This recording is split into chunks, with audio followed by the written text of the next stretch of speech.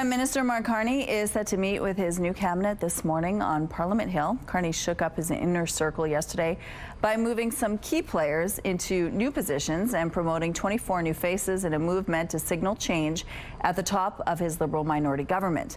And there is a major shakeup when it comes to representation from our province.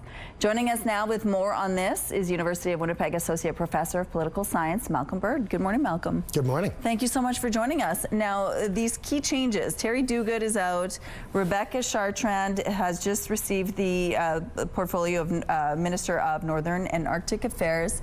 Brand new minister. Are you surprised with some of the changes that have been made here? Not really. Prime ministers have to balance many different factors, identity factors, gender, region. So this doesn't surprise me too much. What does surprise me, though, is the very limited support, limited representation, from the prairies in this cabinet. The two members, one woman from Edmonton and Rebecca Chartrand, are very competent, capable people, but they're very new to the role as an MP and as cabinet ministers, so it'll be a steep learning curve, and hopefully they will figure out very quickly that they need to advocate very strongly for their regions.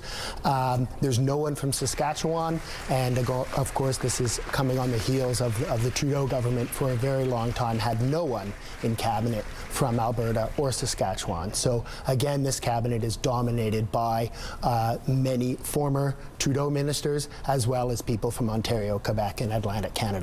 So do you think his cabinet then is further going to isolate the West? I do. I don't think there's going to be effective voices at the cabinet table talking about the interests of the West and actually of the whole country as well, as we figure out what we're going to do in order to create wealth here. And creating wealth in this country requires that we exploit our natural resources, our minerals, our oil, our natural gas, and that clearly is not an emphasis of this cabinet. Well, Mark Carney did say yesterday to CTV that he does plan to open the door to more oil production and shipping in this country. What are your thoughts on that? Great news. Like to see it in action. I'll believe it when I see it.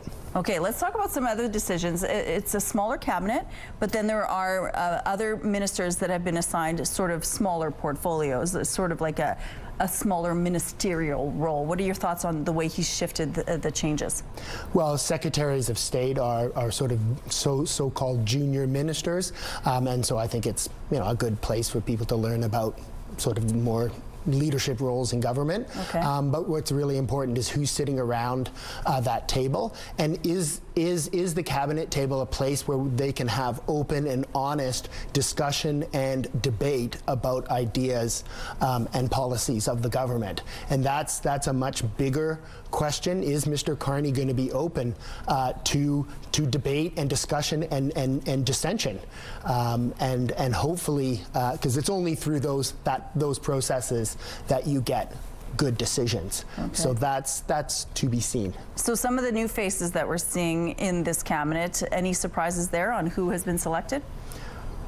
Sadly, no. I mean, clearly he's brought in a number of people who are close personal connections to him. Mr. Hodgson, who's of course our natural resource minister, worked with him in the past. Mr. Solomon, also connected to him. And one of the roles of cabinet oftentimes is to be loyal to the Prime Minister, and certainly he's brought in people who are loyal to him. So now that this is done, what do you think is the first item on his to-do list with this new cabinet? Try to push through some policies and differentiate himself from the previous government and get to resolving the very, very serious problems our country faces. Okay, thank you, Malcolm, for your time today. We really appreciate it. My pleasure.